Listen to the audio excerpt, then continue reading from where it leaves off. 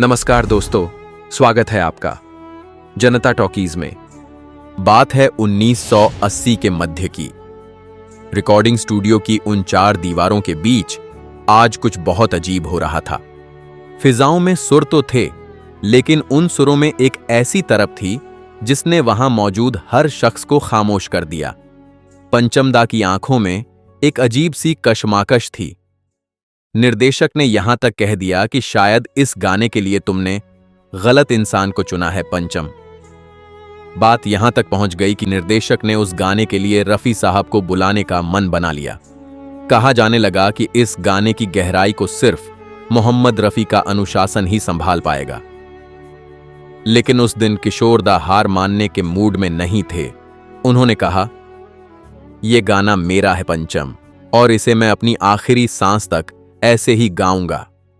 दोस्तों, क्या आपको पता है किशोर दा ने उस दिन संगीत के किस नियम को तोड़कर एक नया इतिहास लिखा था?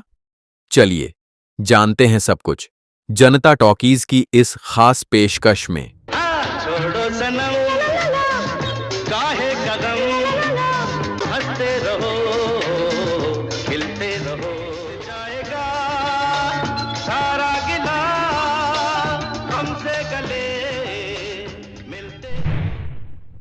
दोस्तों, पंचमदा एक ऐसी धुन बना चुके थे जो सदियों में एक बार बनती है। एक ऐसी धुन जिसमें शास्त्रीय संगीत का अनुशासन भी था और एक टूटे हुए दिल की सिसकन भी।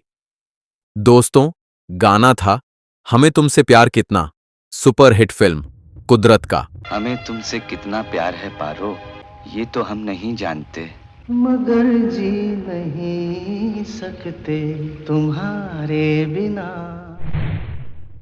पर जब बारी आई रिकॉर्डिंग की तो किशोर दा ने एक अजीब जिद पकड़ ली।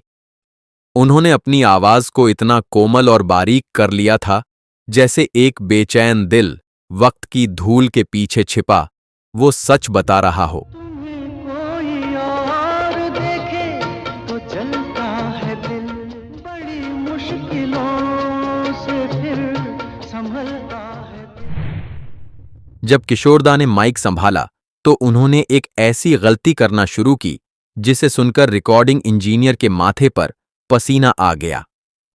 हर लाइन के बीच में किशोर दा अपनी लंबी और गहरी सांसों की आवाज को जानबूझकर रिकॉर्ड होने दे रहे थे। लेकिन सिर्फ इतना ही नहीं, किशोर दा ने उस दिन अपनी सिग्नेचर भारी और दमदार आवाज को पूरी तरह से त्याग दिया था।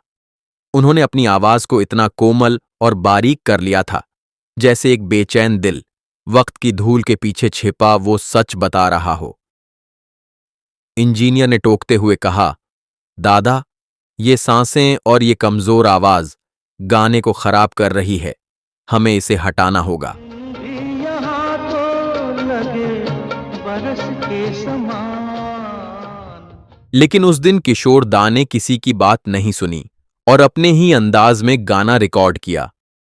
किशोर दा ने पंचम दा और निर्देशक को समझाया कि भले ही इस गाने का महिला संस्करण पूरी तरह शास्त्रीय संगीत पर आधारित है, लेकिन इस संस्करण की सिचुएशन सिर्फ दर्द की मांग करती है।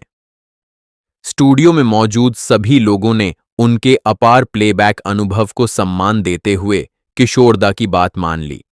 सभी को आश्चर्यचकित करते हुए फिल्म कुदरत का यह गाना रिलीज होने के बाद न सिर्फ सुपरहिट हुआ, बल्कि देश के युवाओं के लिए एक रोमांटिक एंथम बन गया। हमें तुमसे प्यार कितना ये हम नहीं जानते। किशोर दा ने इस गाने से साबित किया कि संगीत सिर्फ सुरों का खेल नहीं, बल्कि धड़कन और सांसों का एहसास है। मगर जी नहीं सकते तुम्हारे बिना।